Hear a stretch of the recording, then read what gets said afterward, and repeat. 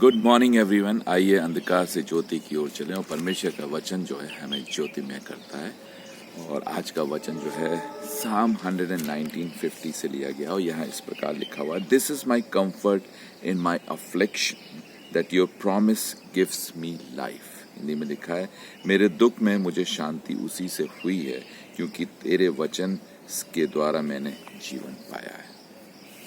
दुख में शांति परमेश्वर के प्रॉमिसेस के द्वारा। ये उसी प्रकार है जैसे जब आप अंधकार में होते हैं उस वक्त आपको ज्योति की जरूरत होती है। याद रखिए, अंधकार बिना ज्योति के कभी नहीं मिट सकता और दुख बिना आनंद के कभी नहीं मिट सकता।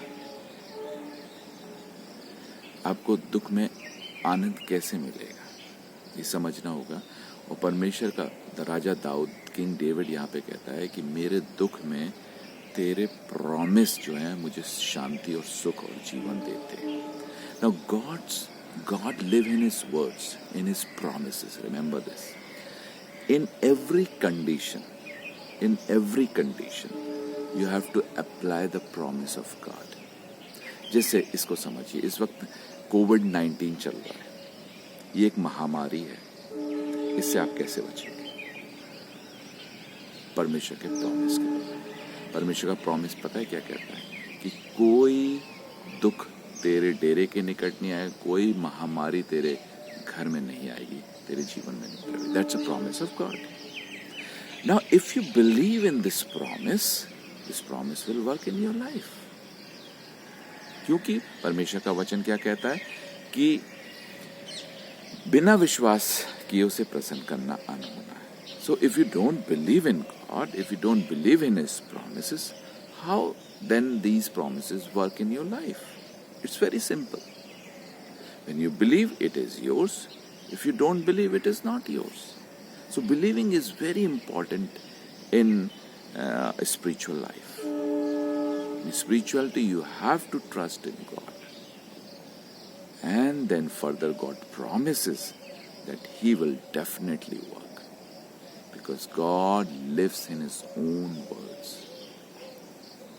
तो जब आप दुखी हो तो याद रखिए, जो भी दुख का कारण उसके अपोजिट चीज जो परमेश्वर हमें देता है उसको पकड़िए। जब आप मन से दुखी हो तो परमेश्वर में आनंदित होइए।